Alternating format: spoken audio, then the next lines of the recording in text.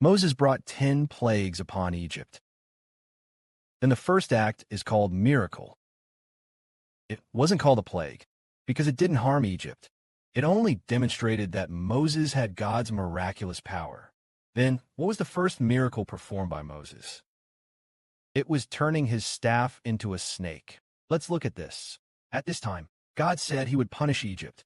Moreover, he appointed Moses as God's representative. Before whom would Moses act as God? Before Pharaoh.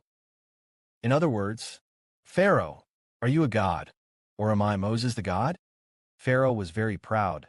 At this moment, someone named Moses claimed, I am God.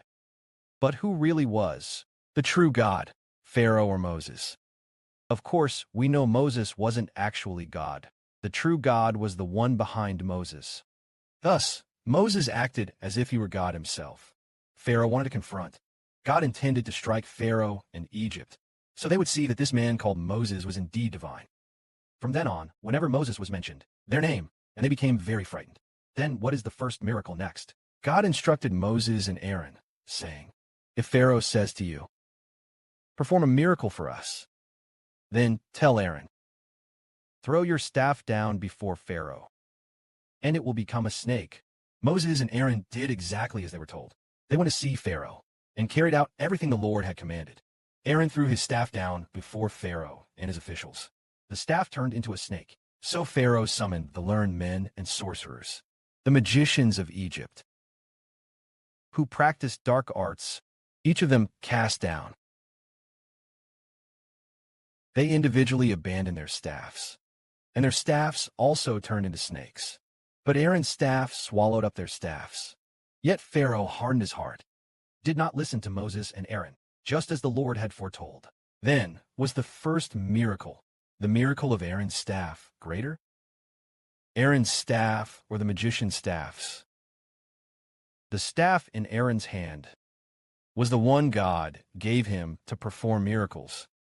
It turned into a snake, and moreover, swallowed the staffs of Pharaoh's priests. But Pharaoh didn't understand that his own sorcerers were merely performing tricks and various evil enchantments. These are not true miracles at all. A genuine miracle cannot be overcome by any kind of sorcery. That is called a miracle. At this point, Moses and Aaron began to gain confidence. They started feeling empowered and no longer feared. It's as if Satan's world is attacking us. On the day the Father began to give to Heber, what authority does it begin with? Shebo is no longer afraid. Who dares attack? Destroy him with miracles. At this moment, the people of God began to grow greatly in faith. This was the first miracle. Yet this miracle is not called a calamity, because it didn't harm Egypt at all. The first act was a miracle, not a plague. Then, the first actual plague was turning water into blood.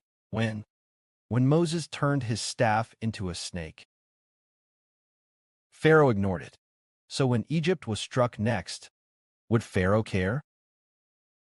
Would he finally understand that Yahweh is God? Would he now recognize Yahweh? We'll see in what follows. The next plague, water turning into blood. The miracle of water turned into blood. Amen.